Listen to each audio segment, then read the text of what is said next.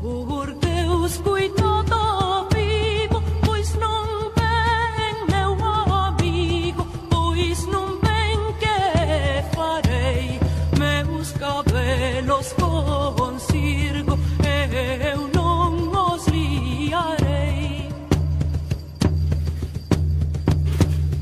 Pois não vem de Castela, não é vivo em Messela,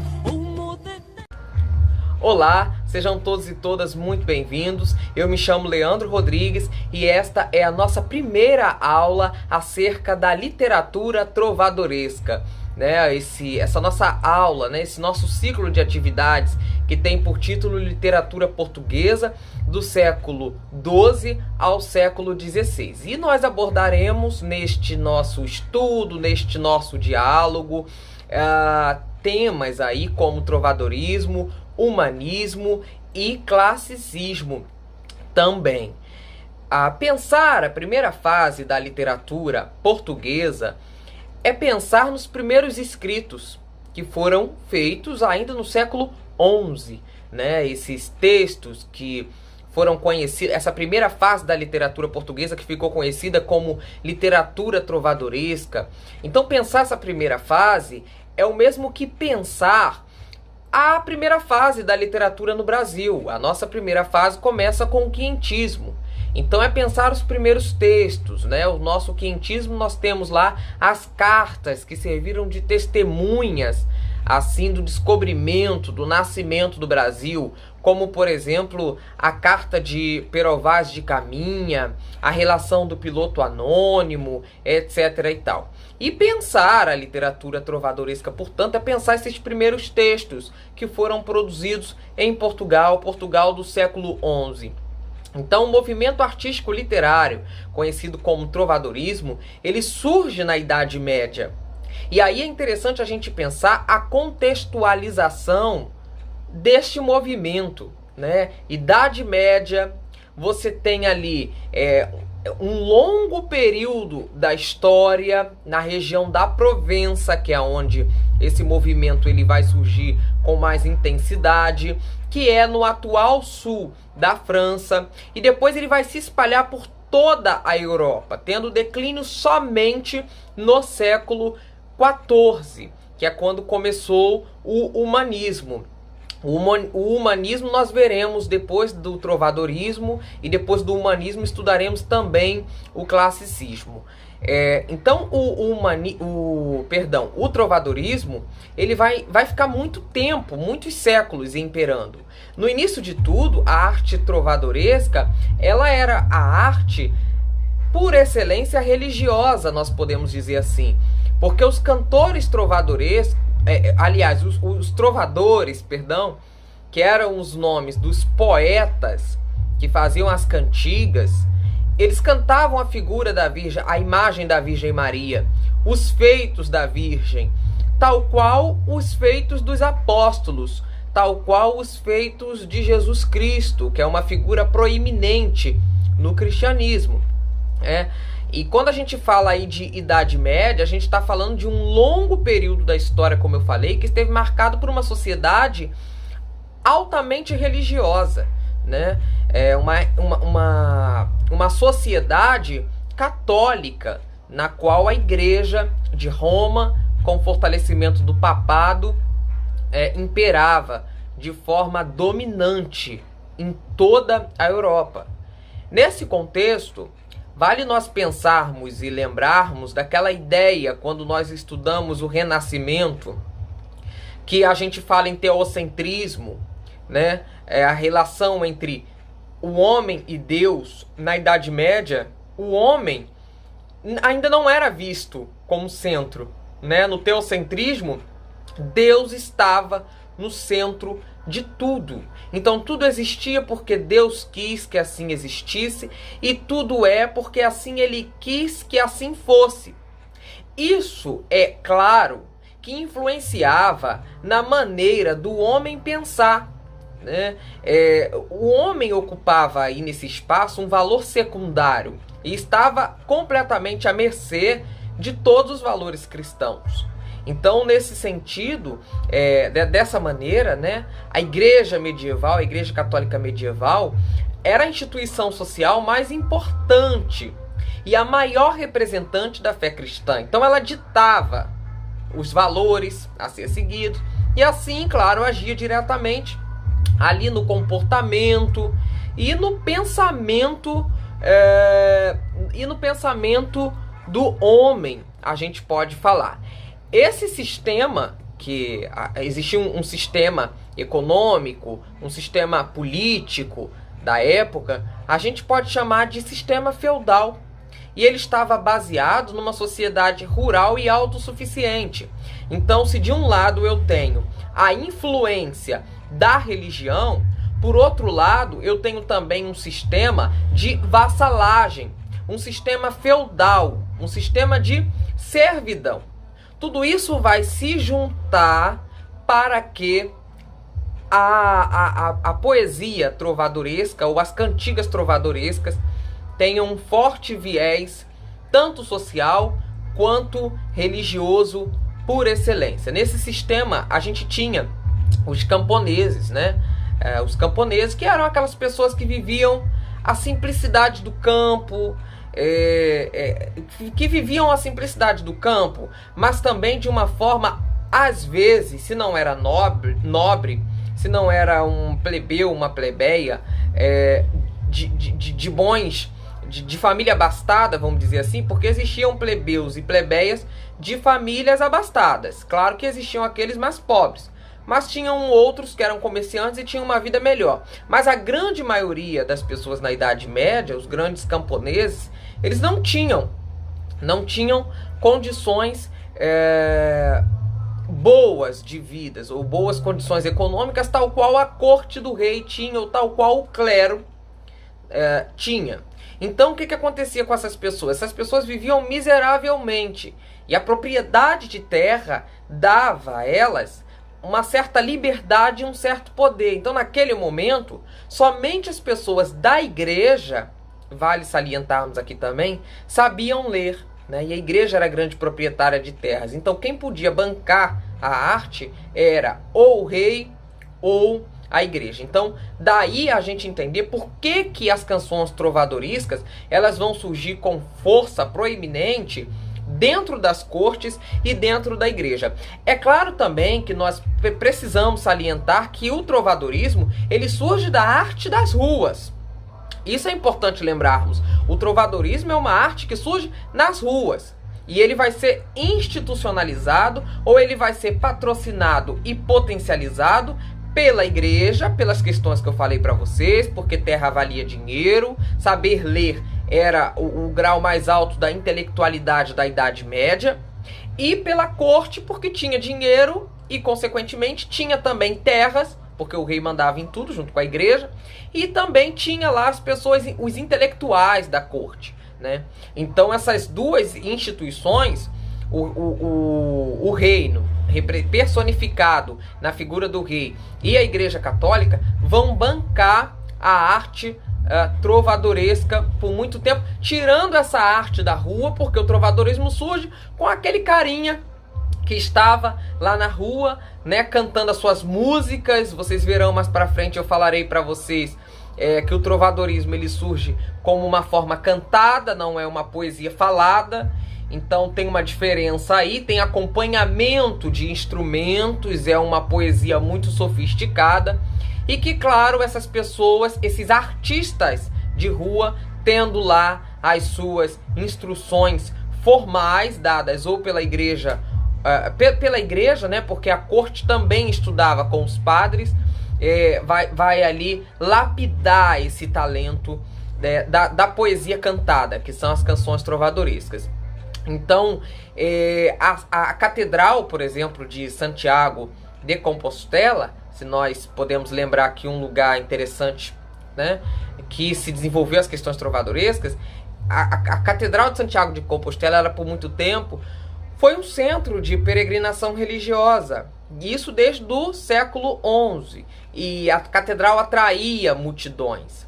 Então ali as cantigas trovadorescas eram cantadas em galego-português, que era a língua falada na região, né? Essas cantigas cantadas em galego português, elas eram as poesias que eu falei para vocês, cantadas e entoadas na igreja, tá? Na língua da época, que não era o português como nós conhecemos hoje, que era o galego português. Os trovadores provençais, esses que eu falei para vocês, lá do sul da França, eram considerados os melhores da época, gente. Eles eram considerados os melhores da época e o estilo deles era imitado em toda parte. O trovadorismo português, esse movimento que eu estou falando para vocês, ele teve o seu apogeu nos séculos XII e no século XIII. E do século XIII ao XIV é que ele vai começar a entrar em declínio, né? Em declínio. Até o XIV marcadamente é o final. Se a gente pode salientar um dos grandes trovadores, né? Como eu estou falando para vocês, a gente pode falar do rei Dom Dinis. Dom Dinis, ele foi um grande trovador, ali nos anos de 1261 a 1325, e ele foi um grande incentivador, não só um grande trovador, mas foi um grande incentivador que prestigiou a produção poética em sua corte. Aquilo que eu falei para vocês no início, então, para a gente rememorar. A corte patrocinava, a corte bancava essas cantigas trovadorescas. Foi ele próprio um dos mais talentosos trovadores, compondo aí cantigas que ficaram para a história da literatura medieval. Ele compôs tem uma produção estimada em 140 cantigas, entre líricas e satíricas aproximadamente, que são as cantigas, a forma como vai se dividir, né, a poesia trovadoresca em líricas e satíricas. Além dele, a gente pode também citar outros trovadores que obtiveram grande destaque, ou que também obtiveram êxito, né? Entre eles Paio Soares de Taveiróis, João Soares Paiva, também João Garcia de Guilhade e Martim Kodax. São alguns dos grandes trovadores. Nessa época, as poesias, como eu falei para vocês, eram feitas para serem cantadas. Então é como se fosse letra de música. É por isso que também é importante a gente valorizar os compositores brasileiros hoje em dia. Porque os compositores brasileiros, eles trabalham com a letra da música. E parece que a música hoje em dia se aproximaria da cantiga trovadoresca, tá? Se você quer comparar. Então as músicas da Elis Regina, quando ela canta aquela música produzida junto com Aldir Blanc, né? São dois pra lá, dois pra cá, sentindo frio em minha alma, te convidei pra dançar, o teu perfume gardenia, né? Tem uma parte que fala assim. Então você vê que existe uma poesia na música, e essa poesia, ela se torna música justamente porque ela é cantada. É a mesma coisa quando Caetano Veloso canta a música Eta, Eta, Eta, é a luz de Tieta, inspirado no grande clássico do Jorge Amado, Tieta do Agreste, que virou até novela. Enfim, e o Caetano também se espelha para fazer a música Tieta, a luz de Tieta, e ele faz ali numa espécie de poesia, quando ele diz, por exemplo, existe alguém em nós, e dentre nós existe alguém, algo assim, não estou me recordando muito, mas é uma linguagem muito poética, né? E ele ainda diz assim, existe alguém aqui no fundo do fundo de você e de mim. Então é uma linguagem muito poética, só que cantada. Então isso se aproximaria das canções trovadorescas, tá bom? Da época, para vocês terem um exemplo aí de canção musical. Geralmente essas canções eram acompanhadas por flautas. Era era o instrumento que acompanhava essa canção. Então era a flauta, podia ser acompanhada da viola, do alaúde, né? E daí também o nome cantigas, como eu falei para vocês, porque era realmente uma cantiga. O cantor, agora vamos para as nomenclaturas, né? O cantor dessas composições era chamado de jogral.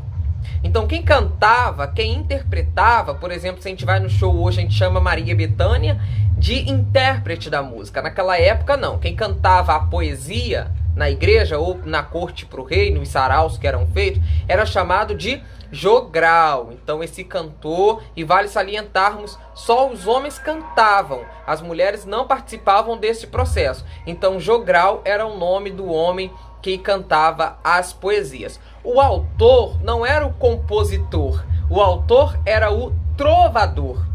Então quem compunha a canção era o trovador. Já o menestrel era considerado, era uma outra categoria o menestrel, porque ele era considerado um artista superior ao jogral, que era o que só interpretava. Por quê? O menestrel, para além das instruções de habilidades artísticas, ele sabia tocar e cantar. Então ele seria basicamente a Paula Fernandes de hoje em dia. A Paula Fernandes, ela canta e ela toca o violão. Então a Paula Fernandes seria o menestrel, tá ok? E aí a gente vai para a produção literária medieval portuguesa, que tem duas épocas, né? Ela é dividida em dois períodos. A primeira época vai de 1198 até 1418, perdão, tá? Então a primeira época de 1198 até 1418. O ano de 1198, que dificuldade, é considerado o marco inicial, portanto, da literatura portuguesa, tá? Essa é a data provável, gente, não é a data mais exata. Questões históricas é difícil de serem datadas, mas é a data provável da primeira composição literária conhecida como Cantiga da Ribeirinha, ou Cantiga de Guarvaia. Então a primeira cantiga portuguesa foi a Cantiga da Ribeirinha, ou, com outra nomenclatura, Cantiga de Guarvaia. Ela foi escrita pelo trovador Paio Soares de Taveiróis e dedicada a Dona Maria Paz Ribeiro. Então traz aí o nome da sua homenageada, né? Cantiga da Ribeirinha, porque a moça, a donzela homenageada era Dona Maria Paz Ribeiro. Então a cantiga leva o nome da amada do trovador. Em 1418, Fernão Lopes é nomeado chefe dos arquivos do Estado, né? Então começa um processo de arquivologia de todos os arquivos da monarquia.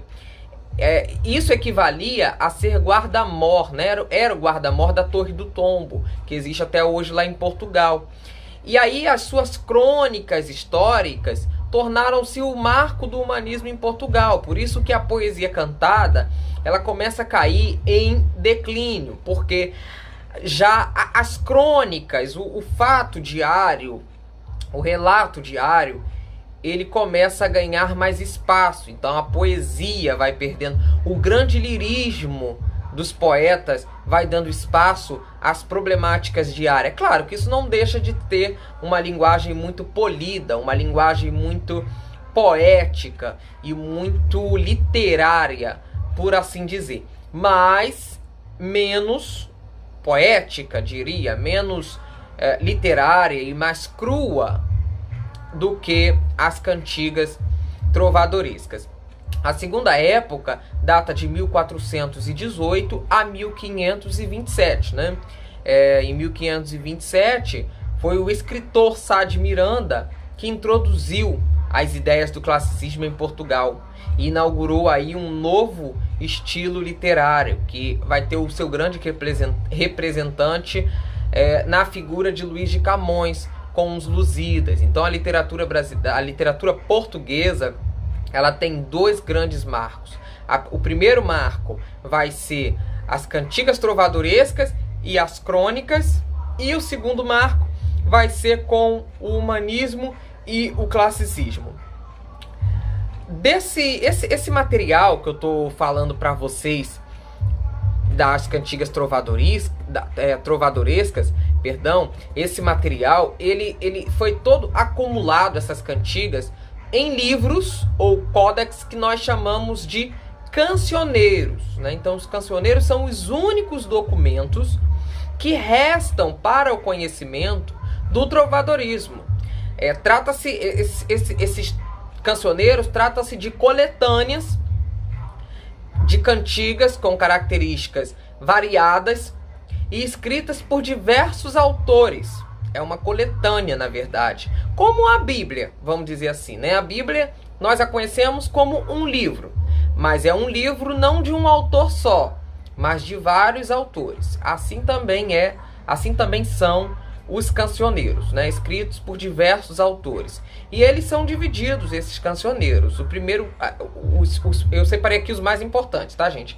O Cancioneiro da Ajuda, por exemplo, é um nome dessa compilação, Cancioneiro da Ajuda. Ele é constituído de 310 cantigas, então é um material bastante vasto, né? Esse cancioneiro se encontra na biblioteca do Palácio da Ajuda, em Lisboa, e é originado provavelmente foi originado provavelmente no século XIII. Aí, o outro cancioneiro importante para a gente estudar as cantigas trovadorescas é o Cancioneiro da Biblioteca Nacional de Lisboa. Este cancioneiro é conhecido também pelo nome dos italianos que os possuía. E ele se chama em italiano, né, Cancioneiro Collotti Brancucci. Esse cancioneiro é composto também aí de mais cantigas do que o Cancioneiro da Ajuda, né? Ele guarda 1647 cantigas, gente. Ele foi compilado provavelmente lá por volta do século XV. E temos o cancioneiro importantíssimo que está guardado no Vaticano e por isso recebe nome de Cancioneiro da Vaticana, originado provavelmente no século XV também, e está lá na Biblioteca do Vaticano, e é composto de 1205 cantigas. Então é um volume muito vasto dessas cantigas e, consequentemente, de material para a gente analisar aí, né? Os tipos de cantiga trovadorescas são basicamente 3, né? É cantiga de amor, cantiga de maldizer e cantiga de escárnio.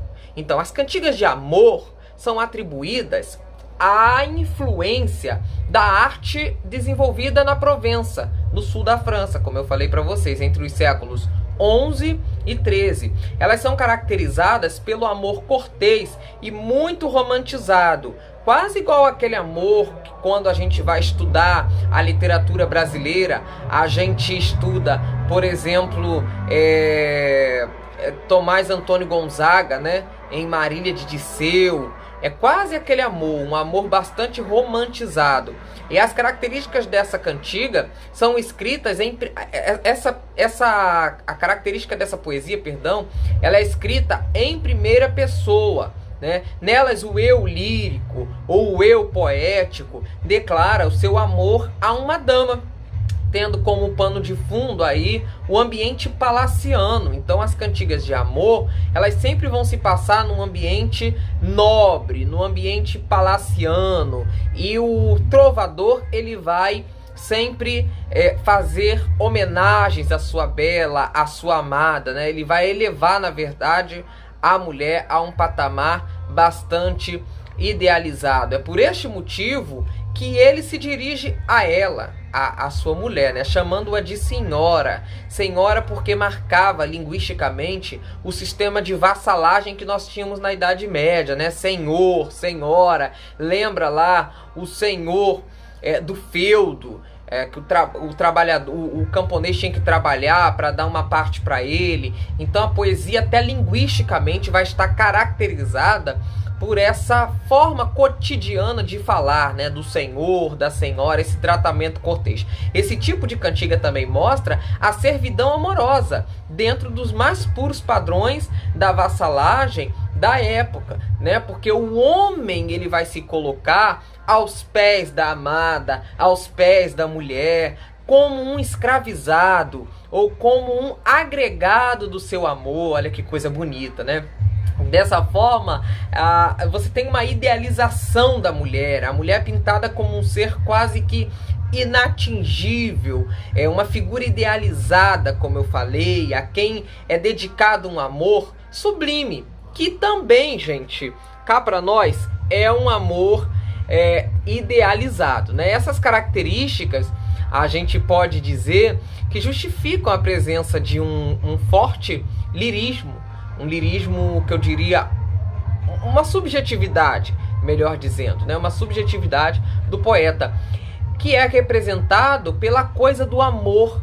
Essa subjetividade, esse lirismo é representado pela coisa do amor, né? Que é o sofrimento amoroso, se traduz em sofrimento amoroso, como os românticos brasileiros. Os românticos brasileiros vão viver um amor, por exemplo, Castro Alves, Álvares de Azevedo, Gonçalves Dias. Gonçalves Dias é da primeira geração, né? Vai viver um amor ali relacionado à pátria, mas os outros vão viver um amor relacionado às mulheres. Então é um amor doentio, né? Que no poema vai aparecer como acoita, que no galego português acoita queria dizer dor, aflição, desgosto. Então ou você fazia poesia porque você amava, ou porque você estava aflito porque amava, ou porque você tinha desgosto por não ter sido amado tal qual amava. Então tudo se relacionava muito pela coisa do amor.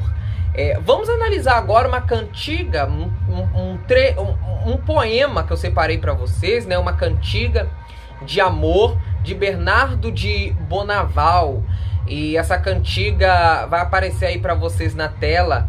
E ela diz assim, né? A dona que eu amo e tenho por senhor, olha aí a palavra senhor de novo, marcando a questão da vassalagem que eu falei para vocês, né? A dona que eu amo e tenho por senhor, amostra-me a Deus, se vos em prazer for, se não dá-de-me a morte. Então olha o que ele diz nessa primeira estrofe, né? Ou Deus traz ela para ele, ou Deus mostra essa dama para ele, ou então ele prefere morrer por esse amor, né? E aí o poema segue: aqui tenho eu por lume destes olhos meus, e porque choram sempre, e mostrade-me a Deus, se não dade-me a morte. Novamente o poeta reforçando o trovador, perdão, vamos colocar a nomenclatura correta. Novamente o trovador pedindo a morte, se não vê a dama. E aí ele continua, né? Aqui tenho eu por lume destes olhos meus, e porque choram sempre, a mostrade-me a Deus, se não dade-me a morte, essa que vos fizestes melhor parecer, de quantas sei, a Deus faze de me haver, se não dade-me a morte. Então de novo vai pedir a morte. No fim ele diz: a Deus que me a fizeste mais amar, mostrade-me a algo, possa com ela falar, se não dade-me a morte. Então ele dá um ultimato, o poeta, né? Ou Senhor Deus me mostra ela e que eu possa falar com ela, ou então dá-me a morte. E aí a gente tem três conceitos que eu falei para vocês, ou três características caras ao trovadorismo, que é a religiosidade. Então você vê que o eu lírico aí, o compositor da cantiga, ele fala com Deus o tempo todo. Então Deus sempre vai estar no poema, ou algo relacionado a Deus, como a natureza, que no período medieval era vista como manifestações do próprio divino, né? Como o trovão, como a chuva, a seca, etc. e tal. E a questão da mulher, a mulher idealizada, a mulher aí equidistante do trovador. E também a questão da morte. Então nós temos aí nessa cantiga Deus, nós temos a mulher e nós temos a questão da morte, tá? Então essa é a característica da cantiga do amor. Agora nós também temos outro tipo de cantiga que era produzido no trovadorismo. Essa cantiga se chamava cantiga de amigo. As cantigas de amigo, elas originaram-se do sentimento popular e na própria Península Ibérica ali, né? Então ela era muito cantada pelas pessoas comuns, né? Nela o eu lírico, vale salientarmos, é feminino. Então, a personagem, né, que figura na poesia trovadoresca ou na cantiga de amor, aliás, perdão, gente, na cantiga de amigo, o personagem é uma mulher. Só que a gente fala, no entanto, né, ou não era uma mulher que escrevia a cantiga. Os autores eram homens, então olha só, porque as mulheres naquela época, né, submissa ao homem, aquela questão toda que a gente já sabe. Então, veja, as mulheres, elas eram um personagem, mas quem estava escrevendo eram homens, tá? Então essa é uma característica que eu diria importantíssima da cantiga de amigo. Sempre o eu lírico ou o eu poético é uma mulher. Inclusive também uma circunscrição do próprio amor feminino, se você ver, né? Quando a gente fala de cantigas de amor, os homens podem escrever, tal qual eles são, homens. Mas quando a gente quer colocar nem a mulher para escrever, mas uma figura feminina para falar, o amor da dor, do sofrimento, já fica mais distante. Então, não serve mais a cantiga de amor, tem que ser a cantiga de amigo. Isso para a gente também pensar os padrões de gênero na era medieval. Então, essa principal característica, né, diferencia as cantigas de amor, as cantigas de amigo, das cantigas de amor, onde o eu lírico é masculino, né? Na cantiga de amor, o eu lírico é masculino, como eu falei para vocês. Além disso, a gente pode falar que o ambiente descrito nas cantigas de amigo não é mais a corte. Não falei para vocês que é o povo que começa a cantar as cantigas de amigo? Então o ambiente também é mais dado à zona rural. Então é na zona rural que começa o cenário da cantiga de amigo, né? Os cenários são sempre de uma mulher, características que reflete aí a relação dos nobres com as plebeias. Então é sempre uma mulher ali querendo amar a um homem que ela não pode amar, né, pela condição social. E esta é, sem dúvida, uma das principais marcas do patriarcalismo da sociedade portuguesa, se a gente quer pensar essa questão de gênero e sexualidade, né? Aí as características da cantiga do amigo, a gente pode salientar, que ela é descrita em primeira pessoa também, como a cantiga de amor, né?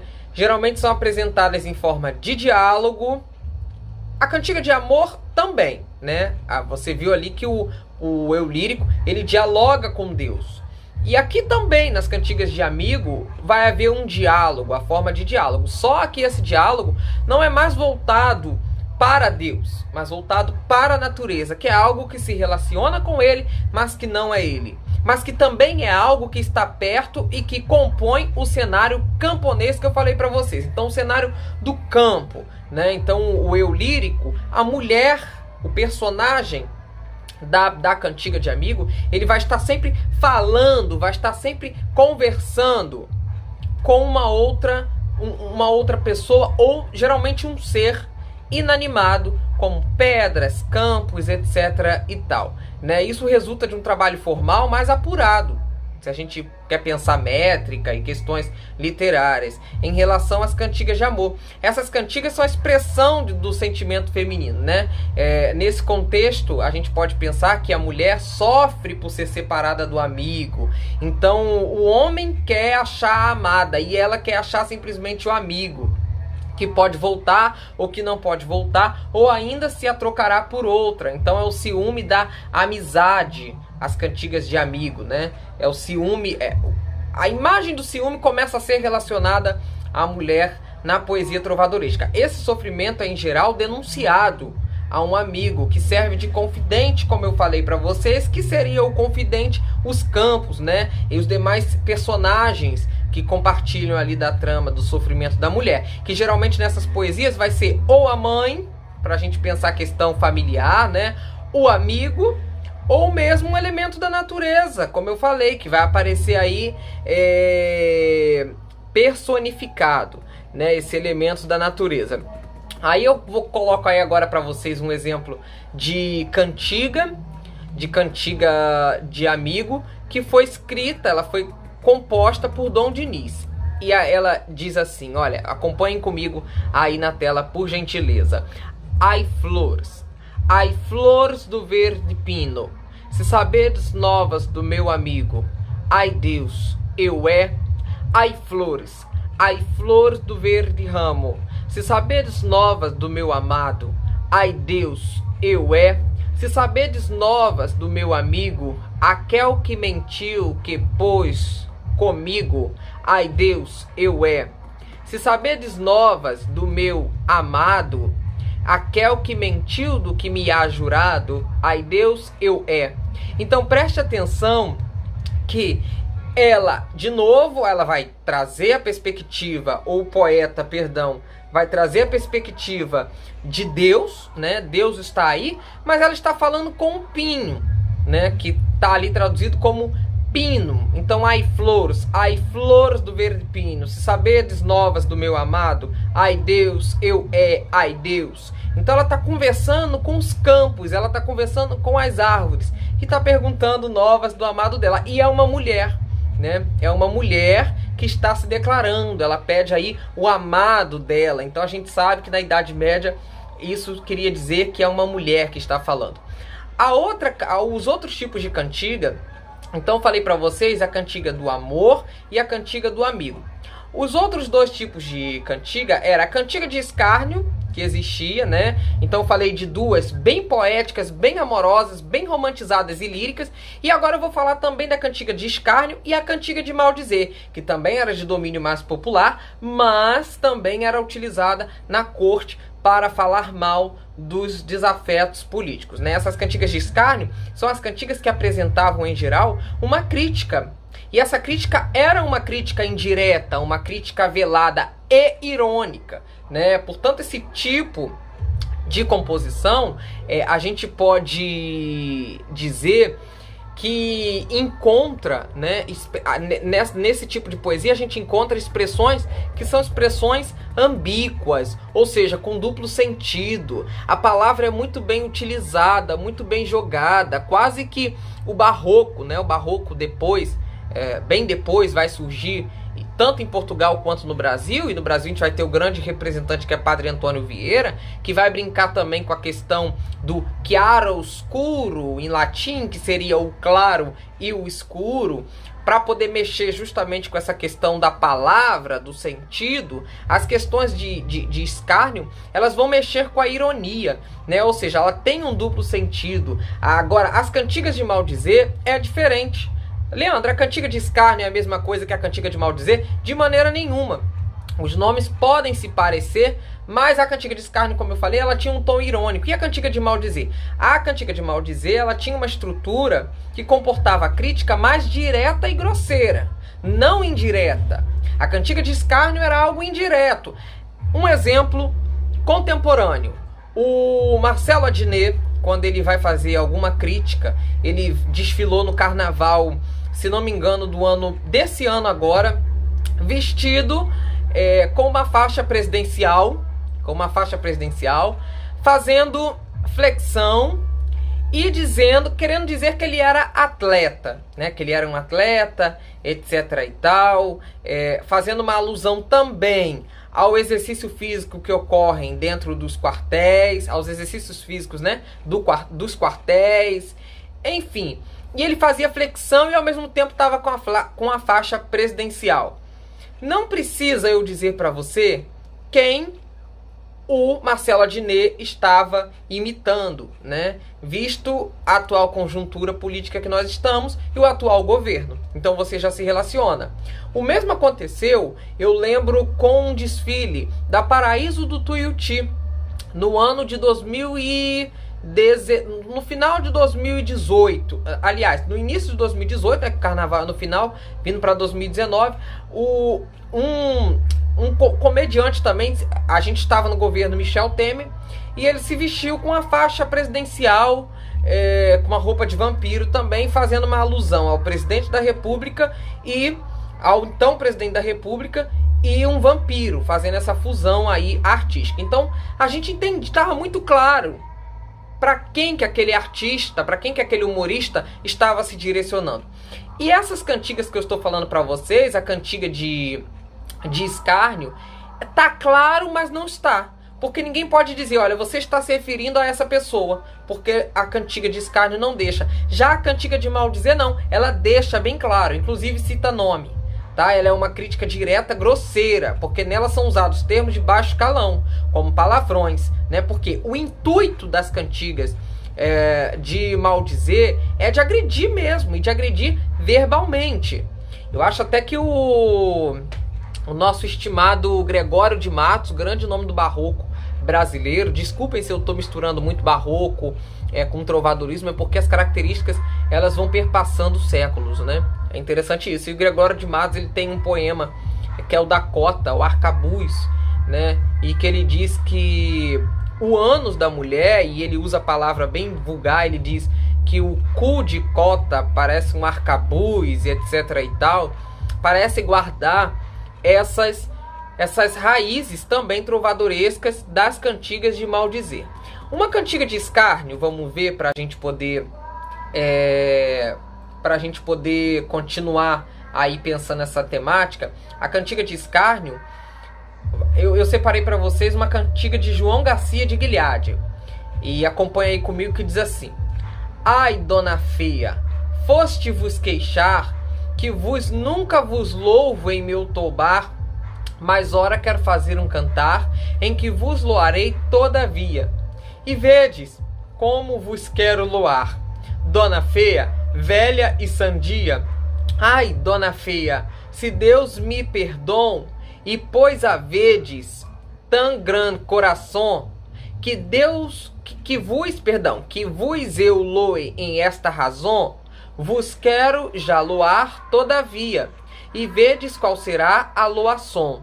Dona feia, velha e sandia, dona feia, nunca vos eu loei, em meu trobar, pero muito trobei, mas ora, já em bom cantar farei, em que vos loarei todavia, e direi-vos como vos loarei, dona feia, velha e sandia. Então ele diz que vai louvar, né? Ou seja, ele vai cantar as benesses da dama ou a beleza, só que na verdade não tem beleza nenhuma, porque ele diz que ela é feia, né? Ao mesmo tempo que é feia, é sadia. Como é que é feia? Olha, é feia, mas é sadia. Então é aquela velha história, né? É feio, mas não tem problema de saúde. Basicamente assim. Como falei anteriormente, nas cantigas de escárnio, se falava mal de alguém, né? Usando aí trocadilhos, que era uma forma irônica, né? De dizer, a forma semântica da palavra, que introduzia aí uma ambiguidade. Esse processo de construção para a gente nomear, como se chama isso, Leandro? Esse humor nas cantigas de escárnio. A gente leu agora uma de maldizer, né? E a de escárnio? A de escárnio, ela era chamada de equívoco. Olha só que interessante, né? Houve um equívoco, porque o equívoco era justamente você entender para quem estava, mas o trovador, para quem estava direcionada aquela cantiga, mas o trovador não admitir que era para aquela pessoa que a cantiga estava endereçada. Então ela tem o nome do processo de construção era equívoco, porque se alguém dissesse, olha, ele está se referindo ao rei, ele está se referindo ao padre, ele está se referindo ao bispo, o trovador muito provavelmente diria, não, é um equívoco, houve um equívoco. As cantigas de maldizer, né? Vamos voltar lá. As cantigas de maldizer, elas traziam, para a gente aprofundar, uma crítica direta, como eu falei para vocês, para certa pessoa, a qual era, na maioria das vezes, identificada com o uso de uma linguagem. Então era por traços, geralmente. De novo, volto para o exemplo do Marcelo Adnet. Todas as vezes que o Marcelo Adnet ele vai fazer um humor, né, um humor crítico ao presidente Bolsonaro, o que o Marcelo Adnet faz? Ele usa o tá ok. Então, tá ok? Eu mandei ajeitar isso aí, né? Que são marcas bem próprias do presidente Bolsonaro.